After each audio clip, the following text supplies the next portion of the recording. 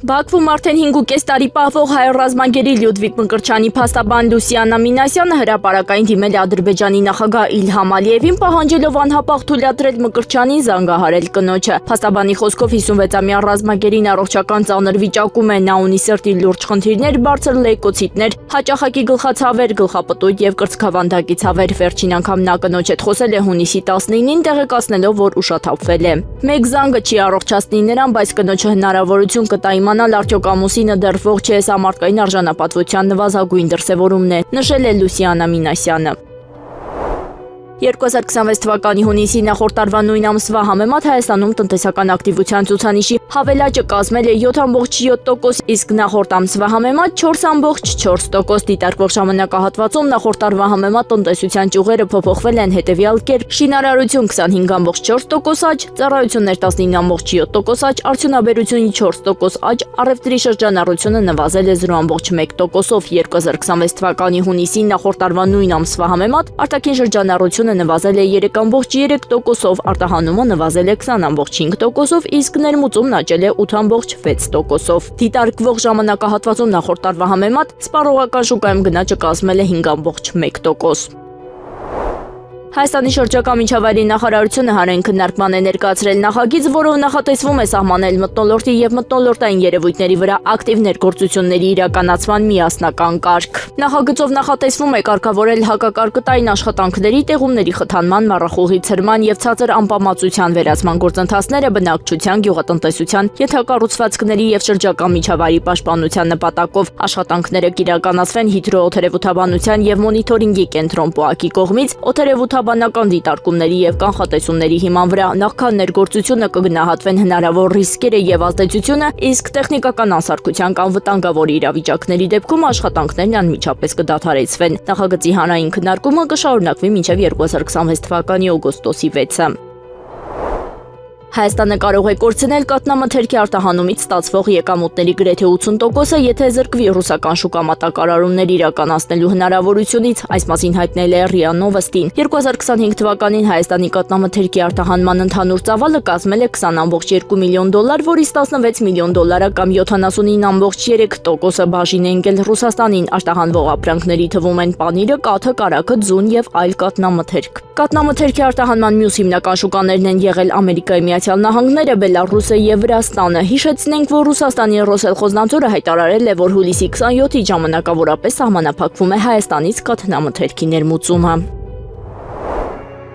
Ռուսաստանի նախագահ Վլադիմիր Պուտինը հայտարարել է, երկիրը արժանապատվորեն է հաղթահարում ներկայիս պատմական փուլը։ Պուտինի խոսքով երկրի ղեկավարությունը պետական համակարգի ներկայացուցիչները խորապես ներգրավված են ինչպես ներքին, այնպես էլ միջազգային զարգացումներում եւ հստակ պատկերացնում են ստեղծված իրավիճակը։ Նա ընդգծել է, որ բոլորը հասկանում են, թե ինչ պայմաններում է այսօր գտնվում Ռուսաստանը եւ ինչ մարտահրավերների է բախվում։ Ռուսաստանի նախագահը վստահեցրել է, երկիրը ներկայիս պատմական փուլն անցնում է արժանապատվորեն, շարունակելով գործել իր պետական շահերից ելնելով։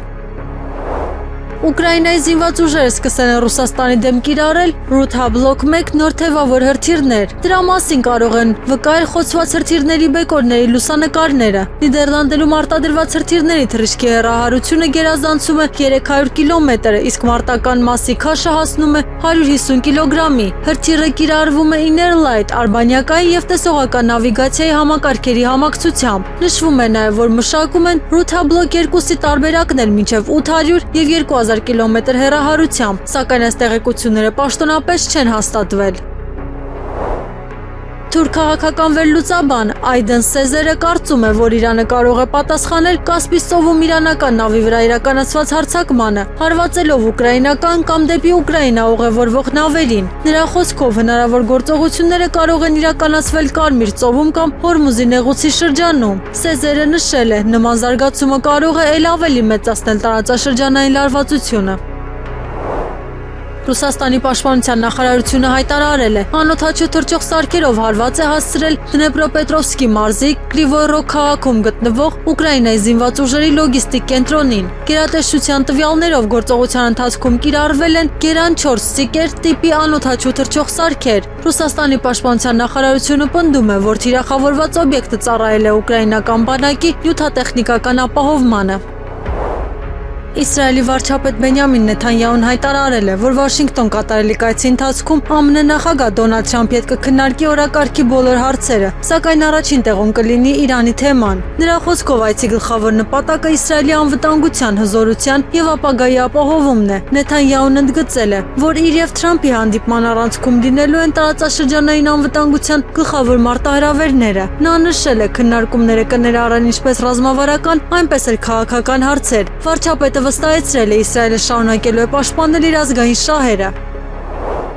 Washington Post-ը հղում անելով թմրամիջոցների դեմ պայքարի վարչության զեկույցին հայտնում է. ենթադրյալ թմրանյութ տեղափոխող նավերի ուղղությամբ ԱՄՆ-ի ռազմական հարվածները չեն նվազեցրել երկիր մուտք գործող կոկայինի ծավալները։ Վերլուծաբանների տվյալներով կարտելները պարզապես փոխել են մարտավարական ուղիները, արագընթաց մոտորանավակներից անցնելով ավելի խոշոր նավերի եւ օդային փոխադրումների։ Զեկույցում նշվում է ԱՄՆ-ում կոկայինի գներն ու առաջարկը գործնականում չեն փոխվել։ Վարչության գնահատմամբ առգրաված թմրանյութի բարձր մաքրությունը վկայում է մատակարարների անխափան շարունակման մասին։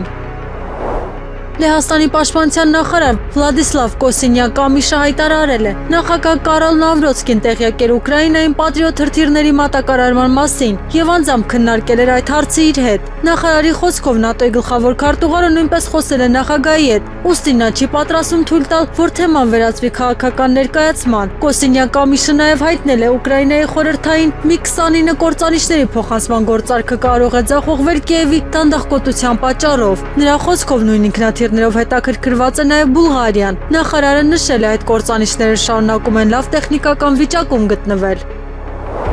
Ռուսաստանի նախագահ Վլադիմիր Պուտինը հայտարարել է, որ արևմուտքի սահմանած հակառուսական պատժամիջոցները ռեկորդային են թե իրենց քանակով, թե անարդյունավետությամբ։ Նրա խոսքով սահմանափակումները չեն հասնում իրենց հիմնական նպատակներին։ Պուտինը պնդել է պատժամիջոցների հետևանքներն ավելի մեծ վնասներ են հասցնում հենց դրանց նախաձեռնողներին։ Ռուսաստանի նախագահը կրկնել է. Մոսկվան շարունակում է դիմակայել արտաքին տնտեսական ճնշմանը։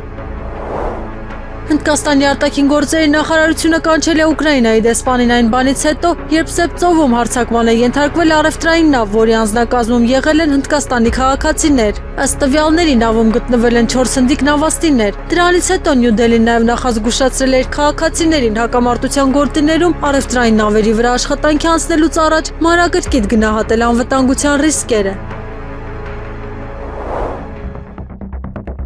Ուժեղ Հայաստան կուսակցության նախագահ Սամվել Կարապետյանը վարչական դատարան հայցադիմում է ներկայացրել ընդդեմ կոռուպցիայի կանխարգելման հանձնաժողովի վիճարկելով հանձնաժողովի կայացրած որոշումը։ Հիշեցնենք, որ կոռուպցիայի կանխարգելման հանձնաժողովը Կարապետյանին 200,000 դրամի չափով վարչական տույժեր նշանակել կուսակցության նախագահի պարտականությունները ստանձնելու օրվա դրությամբ արկա գույքի եւ եկամուտների հայտարարագիրը օրենքով սահմանված ժամկետում չներկայացնելու համար։ Կոռուպցիայի կանխարգելման հանձնաժողովի որոշման համաձայն Սամվել Կարապետյանը չի ներկայացրել հայտարարագիրը, նույնիսկ հանձնաժողովի գրավոր ծանոթացումից հետո օրենքով սահմանված լրացուցիչ 30-օրյա ժամկետում, ինչի հետևանքով նրա նկատմամբ կիրառվել է վարչական տույժ 200,000 դրամի չափով։ Նշվում է, որ կուսակցության նախագահի պարտականությունները ստանձնելու պահին 2026 թվականի փետրվարին Սամվել Կարապետյանը դատարանի որոշմամբ գտնվել է շփումների սահմանափակումների ներքո, իսկ ներկայումս գտնվում է տնային կալանքի տակ։ Ըստ հրապարակված տեղեկությունների Սամվել Կարապետյանը դատական կարգով վիճարկում է կոռուպցիայի կանխարգելման հանձնաժողովի որոշումը, հայցը մակագրվել է դատավոր Մհեր Պետրոսյանին, այս պահին տեղեկություն չկա, թե արդյոք այն ընդունվել է վարույթ։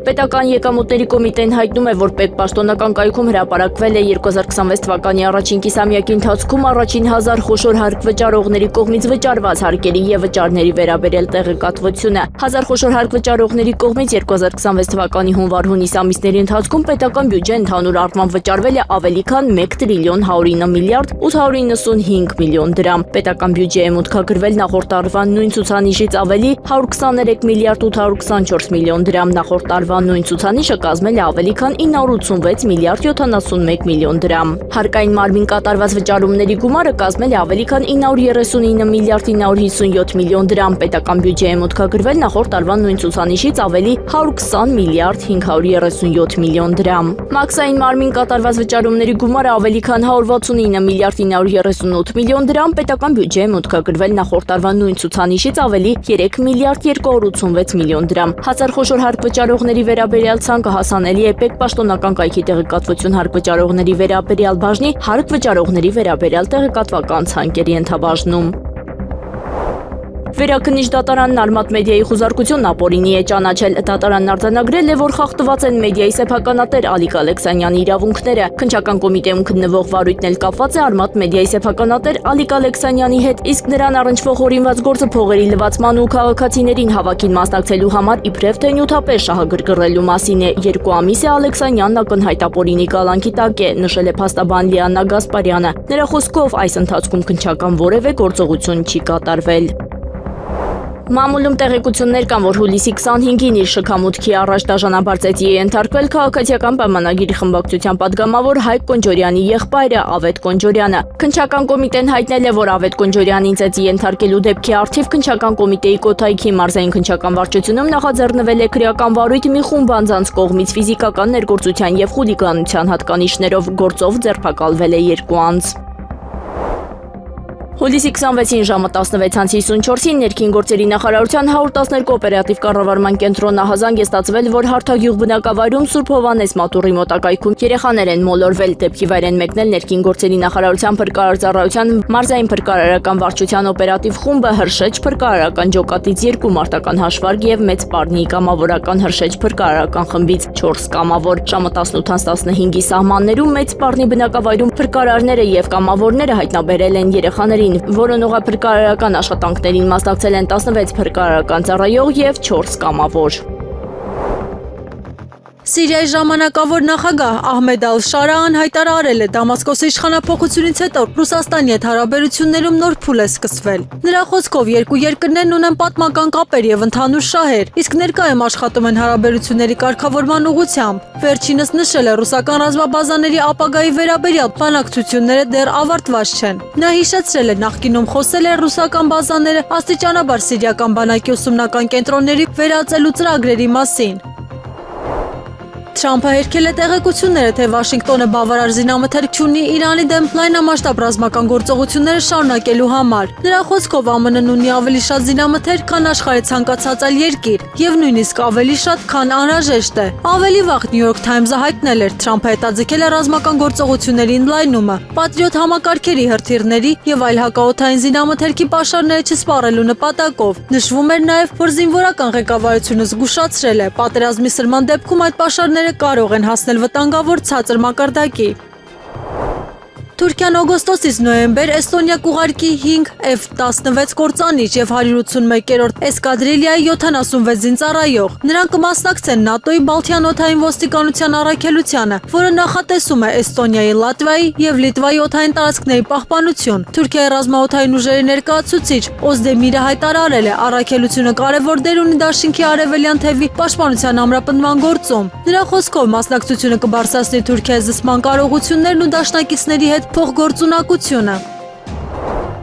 Չինաստանի նախագահ Սի Ցինփինը հայտարարել է, Չինաստանն ու Բրազիլիան պետք է համատեղ խթանեն BRICS-ի ընդլայնման համագործակցության զարգացումը։ Այս մասին նա ասել է Բրազիլիայի նախագահ Լուլա դա Սիլվայի հետ հեռախոսազրույցի ընթացքում։ Սի Ցինփինի խոսքով երկու երկրները պետք է պահպանեն համագործակցության ճիշտ ուղղությունը եւ ամրապնդեն միասնությունը։ Չինաստանի առաջնորդը ընդգծել է նոր գործնական արդյունքների հասնելու եւ հարավի երկրների միջև համերաշխությունն ու անկախ զարգացումը խթանելու անհրաժեշտությունը։ Պեկինը նաեւ հայտնել է աջակցում է Բրազիլիայի պետական ինքնիշխանության եւ անկախության պաշտպանության հարցում։ Սի Ցինփինը նշել է, Չինաստանը դեմ է արտաքին միջամտությանը եւ աջակցում է Բրազիլիայի դերին տարածաշրջանում եւ աշխարհում խաղաղության եւ կայունության պահպանման գործում։ Իրանի արտգործնախարարության խոսնակ Էսմայել Բաղային հայտարարել է, Ուկրաինայի առաջնորդ Վոլոդիմիր Զելենսկու վարքագիծը հիշեցնում է անարխիստերի գործողությունները առաջին համաշխարհային պատերազմի նախօրեին։ Նրա խոսքով ուկրաինական իշխանությունները սեփական երկիրը վերածել են գերտերությունների աշխարհաքաղաքական հակամարտությունների գործիքի։ Բաղային նշել է, Կիևը հակամարտության լուծման վրա կենտրոնանալու փոխարեն անընդհատ մեղադրում է այլ երկրներին։ Նա ընդգծել է, որ այդ քաղաքականությունը վնասել է ոչ միայն Ուկրաինային, այլև ամբողջ տարածաշրջանին։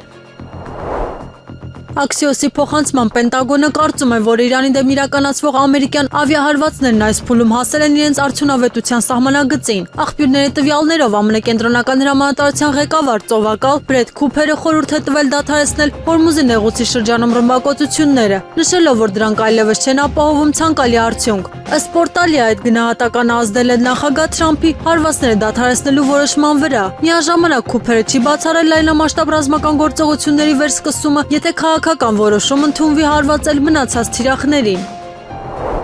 Իրանի արտաքին գործերի նախարարության պաշտոնական ներկայացուցիչ Էսմայել Բաղային հայտարարել է. Թեհրանը երբեք չի դիմել ԱՄՆ-ին բանակցությունները վերսկսելու խնդրանքով։ Նրա խոսքով նման քայլը չի համապատասխանում Իսլամական Հանրապետության քաղաքական բնույթին։ Բաղային նաև ընդգծել է. Իրանը թույլ չի տա, որպեսզի Վաշինգտոնը որոշի պատերազմի ավարտի պայմանները։ Նա հայտարարել է, Հորմուզի նեղուսը շարունակում է փակ մնալ, իսկ Իրանի եւ Օմանի միջև ընթացող բանակցությունները դրական մթնոլորտում են ընթանում։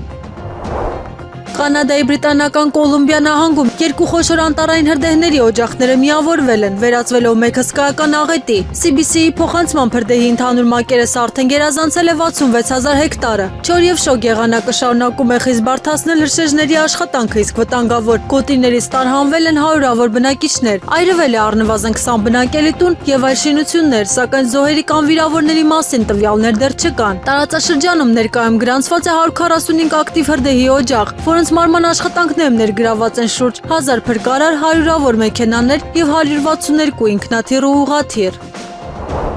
New York Times-ի տեղեկություններով Թրամփը քննարկում է Իրանի դեմ հակամարտության զարգացման 3 հիմնական տարբերակ։ Դրանք ներառում են ռազմական էսկալացիան, տնտեսական ճնշման ուժեղացումը նոր պատժամիջոցների միջոցով եւ պատերազմից դուրս գալը, այն ներկայացնելով որպես ԱՄՆ հաղթանակ։ Թերթը նշում է, այս սցենարները քննարկվել են նախագահ J.D. Vance-ի, պաշտպանության նախարար Փիթ Հեքսեթի, հատուկ բանագնաց Սթիվ Ուիթքոֆի եւ այլ բարձրաստիճան պաշտոնյաների մասնակցությամբ։ Ըստ պարբերականի հակամարտության 5 ամիսների ընթացքում ԱՄՆ-ին չի հաջողվել հասնել իր հիմնական նպատակներին, այդ թվում Իրանում իշխանափոխության։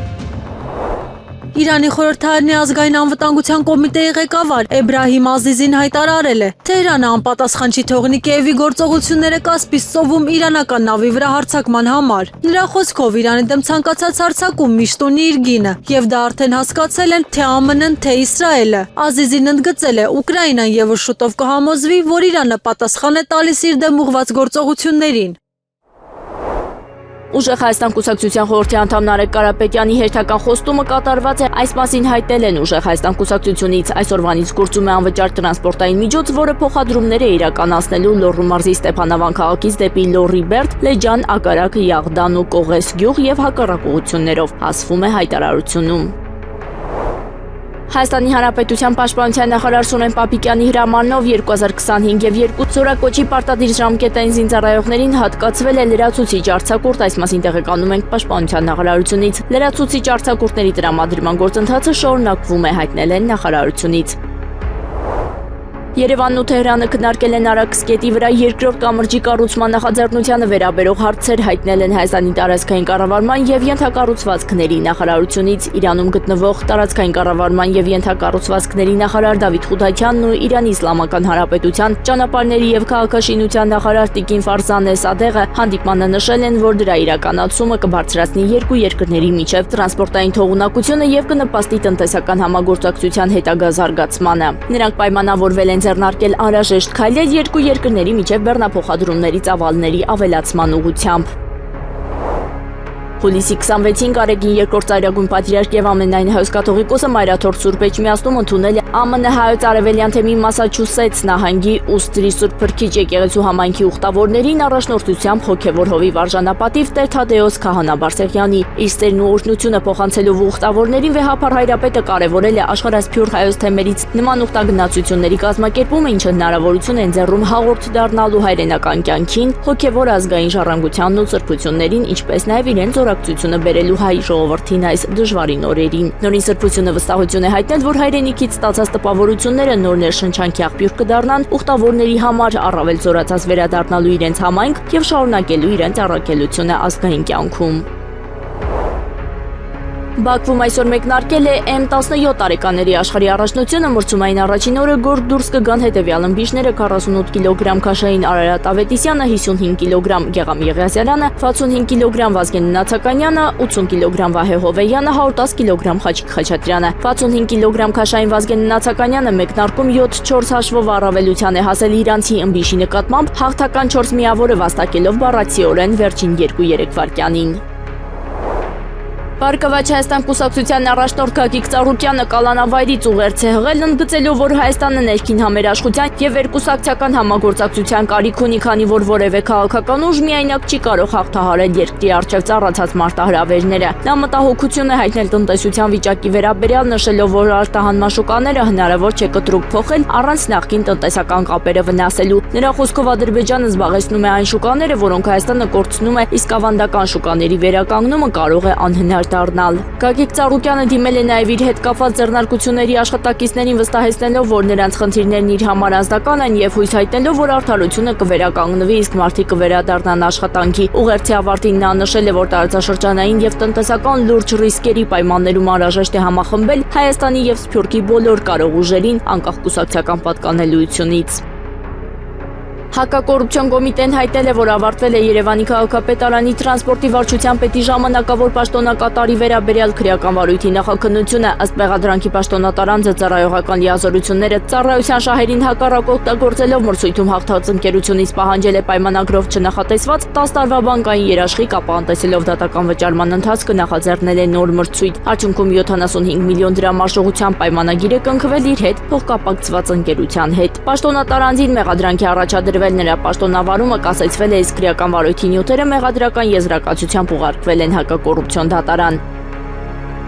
Այսուհետ քաղաքացին կարող է լիազորել այլ անձի իր փոխարեն լրացնելու եկամուտների տարեկան հայտարարագիրը։ Այս մասին հայտել են պետական եկամուտների կոմիտեից։ Օրինակ, եթե հայտարարատու եք, բայց գտնվում եք արտերկրում, ապա լիազորված անձի միջոցով կկարողանաք առանց դժվարության ներկայացնել ձեր հայտարարագիրը։ Կարգավորման մանրամասներին ծանոթացնում է ՊԵԿ աշխատակիցը։ Հենց այս նպատակով ֆիզիկական անձանց էլեկտրոնային ծառայությունների միասնական համակարգի վեբ տարբերակում գործարկվել է լիազորի գործառույթը։ Իսկ ինչպես լիազորել։ Կա երկու տարբերակ։ Առաջինը հայտարարում պետք է մուտք գործի համակարգ եւ իր անձնական էջի իմ լիազորված անձի ենթաբաժնում լրացնի լիազորվող անձի տվյալները։ Այնուհետև լիազորվող անձը նույն համակարգի արդեն իր անձնական էջում պետք է հաստատի կամ մերժի իրեն տրված լիազորությունը։ Հաստատելու դեպքում տվյալ անձը կստանա լիազորված անձի կարգավիճակ։ Իդեպ, հայտարարում կարող է նշել նաև լիազորության գործողության ավարտի ամսաթիվը, որի լրանալուց հետո լիազորված անձը համակարգում այլևս չի կարողանա որևէ գործողություն իրականացնել։ Մեկ այլ տարբերակով լիազոր անձ գրանցելու համար հայտարարում կարող է դիմել ՊԵԿ հարկ վճարողների սպասարկման ցանկացած սրահ, ներկայացնելով դիմում եւ լիազորագիր, միաժամանակ կցելով իր անձնագրի եւ լիազորվող անձի նույնականացման քարտի պատճենները։ Կարևոր է իմանալ, որ այս դեպքում հայտարարում կարող է չունենալ էլեկտրոնային ստորագրություն, մինչդեռ լիազորված անձը պարտավոր է ունենալ էլեկտրոնային ստորագրություն, որպեսզի կարողանա ներկայացնել հայտարարուի տարեկան հայտարարագիրը։ ԿԺԴՀ առաջնորդ Կիմ Չեն Ընի քույրը Կիմ Յո Ջոնգը հայտարարել է Հյուսիսային Կորեայի որպես միջուկային պետության կարգավիճակը վերջնական է եւ անշրջելի։ Նրա խոսքով երկրի միջուկային ներուժը շարունակաբար արդիականացվելու եւ ամրապնդվելու է, ապահովելով ուժերի հավասարակշռությունը կորեական թերակղզում եւ դրանից դուրս։ Հայտարարությունը պատասխան էր ԱՍԵԱՆ-ի տարածաշրջանային ֆորումի նախագահության փաստաթղթին, որտեղ կոչ էր արվում լիովին ապամիջուկայնացնել կորեական թերակղզին։ Կիմ Յո Ջոնգը մերժել է այդ մոտեցումը, այն անվանելով իրավական ուժ չունեցող փաստաթուղթ, որը չի կարող փոխել սահմանադրությամբ ամրագրված կարգավիճակը։ Նա նաև հայտարարել է ԿԺԴՀ-ի միջուկային զսպման ուժերը մնում են երկրի ինքնիշխանության պաշտպանության ամենահուսալի երաշխիքը։ Ռումինիայի արտաքին գործերի նախարար Օաննա Ցոյուն հայտարարել է. երկրի ռազմաօդային ուժերի F-16 կործանիչը Ռումինիայի տարածքային ջրերի վրա խոցել է հերթական անօդաչու թռչող սարքը։ Նրա խոսքով, խոսքը շահեդ տիպի ԱԹՍ-ի մասին է, որը Ռուսաստանը կիրառում է Ուկրաինայի դեմ պատերազմում։ Ռումինիան շարունակում է հետաքննությունը, պարզելու վերջին օրերին խոցված անօդաչուների բոլոր հանգամանքները։ Նախարարը ընդգծել է, որ Ռուսաստանի կողմից Ռումինիայի օդային տարածքի խախտումները, որը նաև ՆԱՏՕ-ի եւ Եվրամիության օդային տարածքն է, անընդունելի են։ Այդ խախտումների կապակցությամբ Ռուսաստանի դեսպանը կանչվել է Ռումինիայի արտաքին գործերի նախարարություն։ Reuters-ի փոխանցմամբ Սպիտակ տան ներկայացուցիչը հայտնել է, որ Դոնալդ Թրամփը եւ Վոլոդիմիր Զելենսկին նախատեսում են երեքշաբթի հանդիպել Վաշինգտոնում։ Ուկրաինական աղբյուրի տեղեկություններով Կիևը շահագրգռված է այդ այցով, սակայն սպասում է Սպիտակ տան պաշտոնական հաստատմանը։ Նույն աղբյուրը հայտնել է, ամերիկացի եւ ուկրաինացի պաշտոնյաները քննարկել են օդում հրադադար հաստատելու առաջարկը, որը նախատեսվում է ներկայացնել Ռուսաստանին որպես խաղաղության նախաձեռնությունների նոր փուլի մաս։ Ըստ աղբյուրի, նախկինում Ուկրաինան արդեն դիմել էր նման առաջարկներով աղյուսակներով, սակայն դրանք մերժվել էին Մոսկվայի կողմից։ Որոշ պաշտոնյաներ կարծում են ռուսական տնտեսության վրա անօդաչուների եւ հրթիռային հարվածների շարունակվող ճնշումը կարող է ազդել Վլադիմիր Պուտինի դիրքորոշման վրա։ ԱՄՆ-ի Picket Defense System ընկերությունը ներկայացրել է Inferno Artisi անվանումով նոր համակարգ, որը նախատեսված է անօդաչու թռչող սարքերի զանգվածային հարձակումները հետ մղելու համար։ Համակարգը բաղկացած է 54 փողից, որոնք տեղադրված են գնդաձև կորպուսի ամբողջ մակերեսով եւ ավտոմատ կերպով ընտրում են թիրախին ամենամոտ փողը։ Inferno Artisi-ն օգտագործում է пассив սենսորային համալիր, որը ներառում է եռաչափ միկրոֆոնային ցանց եւ մի քանի օպտիկական տեսախցիկ, ATS-ները հայտնաբերելու եւ ուղեկցելու համար։ Համակարգը թողարկվում է երկու տարբերակով՝ 36 եւ 54 փողանոց, որոնք կարող են կիրառել տարբեր տրամաչափի զինամթերք։ Ստեղծողների տվյալներով երկու տարբերակներն էլ ունակ են հայտնաբերել եւ խոցել թիրախներ մինչեւ 120 մետր հեռավորության վրա։ Իրանի գերագույն առաջնորդ Մոջթաբա Խամենեին հայտարարել է. ԱՄՆ-ի հետ պատերազմի դադարեցման գլխավոր պայմանը Լիբանանի տարածքային ամբողջականության պահպանումը ու Իսրայելի ագրեսիայի լիակատար եւ անվերապահ դադարեցումն է։ Թասնիմի փոխանցմամբ այս մասին նա գրել է Հեզբոլլահի գլխավոր քարտուղարին ուղղված նամակում։ Խամենեին ընդգծել է շարժումը շարունակում է անսասան դիմակայել սիոնիստական ռեժիմի եւ նրա կողմնակիցների ճնշմանը։ Նրա խոսքով այդ դիմադրությունը դարձել է ոգեշնչման աղբյուր ազատ աշխարհի համար։ Իրանի գերագույն առաջնորդը վերահաստատել է, որ Թեհրանը չի հրաժարվի իր հիմնական պահանջներից հակամարտության կարգավորման գործընթացում։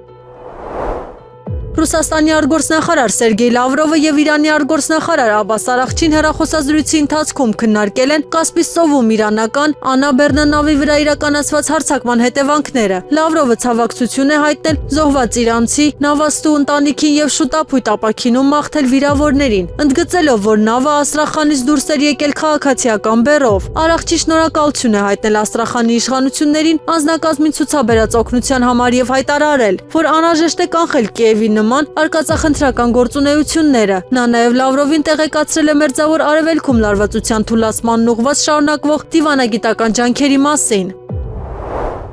Ռուսաստանի պաշտպանության նախարարությունը հայտարարել է, որ ռուսական զորքերը վերահսկողություն են հաստատել Դոնեցկի ժողովրդական հանրապետության Շևչենկո գյուղի նկատմամբ։ Գերատեսչության հաղորդագրության համաձայն բնակավայրը գրավվել է կենտրոն զորախմբի նախաձեռնողական եւ վճռական գործողությունների արդյունքում։ Նախարարությունը նշել է, որ գործողությունն իրականացվել է մարտական առաջխաղացման շրջանակում։ Այլ մանրամասներ, այդ թվում մարտերի տևողությամբ կամ կորուստների վերաբերյալ պաշտոնապես չեն հրապարակվել։ Իրանի արտգործնախարար Աբբաս Արաղչին հայտարարել է, իրանական առևտրային նավի վրա իրականացված հարձակումը ՄԱԿ-ի կանոնադրության կոպիտ խախտում է։ Նրա խոսքով այդ գործողությունը կատարվել է Իսրայելի ցուցումով, Եվրոպային պատերազմի մեջ ներքաշելու նպատակով։ Արաղչին նշել է, որ այդ հարցը քննարկվել է ինչպես Եվրամիության բարձր ներկայացուցիչ Կայա Կալասի, այնպես էլ Ռուսաստանի արտգործնախարար Սերգեյ Լավրովի հետ ունեցած հեռախոսազրույցներում։ Նա ընդգծել է, որ Կիևի գործողությունները չեն կարող մնալ անպատասխան։ Իրանի արտգործնախարարը վերահաստատել է Թեհրանի դիրքորոշումը կատարվածի համար պատասխանատվություն պահանջելու վերաբերյալ։ Ռուսաստանի նախագահ Վլադիմիր Պուտինը հայտարարել է, որ Ռուսաստանը պատերազմ չի սկսել, այլ պատասխանել է այն ռազմական գործողություններին, որոնք նրա խոսքով արևմուտքի աջակցությամբ սկսել է Կիևի իշխանությունը։ Պուտինը նշել է, ազատագրված բնակավայրերում տեղի ունեցած ավերածությունները չեն կարող ներկայացվել որպես Ռուսաստանի ագրեսիայի հետևանք։ Նրա խոսքով ռազմական գործողությունները սկիզբ են առել այն ժամանակ, երբ Ուկրաինայի ներկայիս իշխանությունները պատերազմ են սկսել երկրի հարավ-արևելքում բնակվող դեպի Ռուսաստան կողմնորոշված բնակչության դեմ։ Ռուսաստանի նախագահը կրկնել է, Մոսկվան միայն արձագանքել է այդ զարգացումներին։ Նա ընդգծել է, որ նման դիրքորոշումը արդեն բազմիցս ներկայացրել է եւ կրկին վերահաստատում է այն։ Եղանակը առաջիկա օրերին հուլիսի 27-ից 28-ը 30-ից 31-ը սպասվում է առանց տեղումների եղանակ, հուլիսի 29-ի երեկոյան ժամերին առանցին շրջաններում սպասվում է կարճատև անձրև եւ ամպրոպ, քամին հարավ-արևմտյան 2-ից 5 մետր վարկյան, հուլիսի 26-ից 31-ը Արմավիրի մարզում, Արագածոտնի եւ Կոտայքի նախալեռներում, Շիրակի մարզի առանձին հատվածներում երեկոյան ժամերին սպասվում է քամուշ գնացում 15-ից 18 մետր վարկյան արագությամբ, օդի ջերմաստիճանը հուլիսի 27-ից 3-ը կնվազի 2-ից 3 աստիճանով։